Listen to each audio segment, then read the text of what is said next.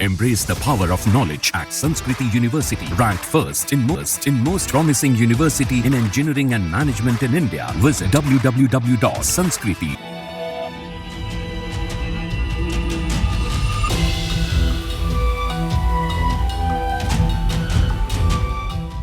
कर्नाटक के बेंगलुरु में फ्रिज के अंदर टुकड़ों में मिली 29 साल की महालक्ष्मी का कत्ल एक रहस्य बन गया है। उसकी बॉडी 19 दिनों तक फ्लैट के अंदर टुकड़ों की शक्ल में सड़ती रही। 21 सितंबर को फ्लैट का दरवाजा खुला, लेकिन कातिल का कोई सुराग नहीं है। हालांकि 5 दिन की पुलिस तफ्तीश में कई ऐसी कहानियां जरूर खुली हैं जिन्होंने इस मामले को और ज्यादा रहस्यमयी बना दिया है। चलिए सबसे पहले इस केस को समझते हैं। नेपाल के टीकापुर इलाके में रहने वाले चरण सिंह और मीना राणा करीब 35 साल पहले बेंगलुरु आकर शिफ्ट हुए।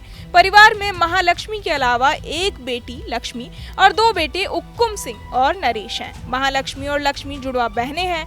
बेटी बड़ी हुई तो परिवार ने उसकी शादी नेलमंगला इलाके में रहने वाले हेमंत दास के साथ कर दी। हेमंत मोबाइल से जुड़े सामान की दुकान चलाते हैं। मीना ने भी एक मॉल के ब्यूटी सेंटर में नौकरी करना शुरू कर दिया। कुछ समय तक सब ठीक चलता रहा। महालक्ष्मी ने एक बेटी को जन्म दिया तो अब 4 साल की हो चुकी है। हालांकि इसके बाद से ही महालक्ष्मी और हेमंत के बीच झगड़े होने लगे। झगड़े जब ज्यादा बढ़े तो महालक्ष्मी उसे छोड़कर अपने माँ बाप के साथ रहने लगी। कुछ वक्त बाद अक्टूबर 2023 में महालक्ष्मी ने एक 3 मंजिला मकान में टॉप फ्लोर वाला कमरा किराए पर लिया और सबसे अलग रहने लगी। इस बीच उसकी बातें अपनी मां से रेगुलर तौर पर होती थी। 15 से 20 दिनों में मां महालक्ष्मी से मिलने उसके रूम पर भी आ जाया करती थी। महालक्ष्मी के पति हेमंत ने बताया कि उसकी पत्नी का अशरफ नाम के हेयर ड्रेसर के साथ अफेयर चल रहा था। अशरफ उसे अक्सर घर लेने और बाइक पर छोड़ने भी आया करता था।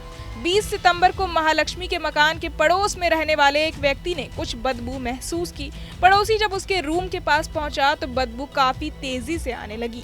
उसे शक हुआ और महालक्ष्मी की मां को फोन किया। जब परिवार के लोगों ने डुप्लीकेट चाबी से ताला खोला तो उनके होश उड़ गए। रूम के अंदर फर्श पर चारों तरफ खून के दाग थे। मांस के कुछ टुकड़े भी पड़े थे। इस बीच उनका ध्यान फ्रिज पर गया और जब उसे खोला तो उसके अंदर महालक्ष्मी का कटा हुआ सिर, पैर और शरीर के बाकी टुकड़े रखे थे। उसकी लाश के 30 से 40 टुकड़े किए गए थे। खबर पाकर पुलिस भी मौके पर पहुंची और केस दर्ज कर मामले की जांच शुरू कर दी। सबसे पहले महालक्ष्मी के पति हेमंत दास से पूछताछ हुई।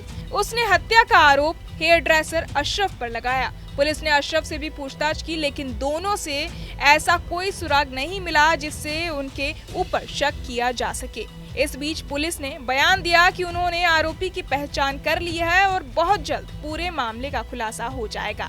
अब जानते हैं कि 5 दिनों की तफ्तीश में कौन कौन सी बातें सामने आई हैं। सबसे पहले महालक्ष्मी के कॉल डिटेल रिकॉर्ड खंगाले गए। उसके नंबर से आखिरी बार 2 सितंबर को ही कॉल की गई, जिसके बाद ना किसी का फोन आया और ना ही किसी के पास फोन किया गया। उसका मोबाइल रूम में ही स्विच ऑफ मिला। ऐसे में पुलिस ने माना कि महालक्ष्मी का कत्ल 2 सितंबर को ही किया गया था। महालक्ष्मी की मां ने बताया कि उनकी अपनी बेटी से आखिरी बार 2 सितंबर को फोन पर बात हुई, जिसमें उसने कहा था कि वो जल्द ही अपने पति से मिलने जाएगी। इसके बाद से उनकी कोई बातचीत अपनी बेटी के साथ नहीं हुई। पुलिस जांच में एक बात और सामने आई। इंडियन एक्सप्रेस की रिपोर्ट के मुताबिक इसी साल फरवरी के महीने में महालक्ष्मी ने अपने पति हेमंत के खिलाफ उसके साथ मारपीट करने की शिकायत दर्ज कराई थी। आसपास के सीसीटीवी कैमरे चेक हुए तो पता चला कि 2 सितंबर की रात को 2 लोग स्कूटी से उसके घर आए थे। हालांकि फुटेज में इन दोनों लोगों के चेहरे नहीं दिखे। अब पुलिस इन दोनों लोगों का सुराग तलाशने में जुटी है। बहरहाल इस पूरी खबर को सुनकर आप क्या कुछ सोचते हैं, हमें कमेंट बॉक्स में जरूर बताएं और बाकी तमाम खबरों के लिए सब्सक्राइब करें news nation. Embrace the power of knowledge at Sanskriti University, ranked first in most promising university in engineering and management in India. Visit www.sanskriti. News nation अब व्हाट्सएप पर खबरों के ताजा अपडेट के लिए न्यूज नेशन के इस QR कोड को स्कैन करें।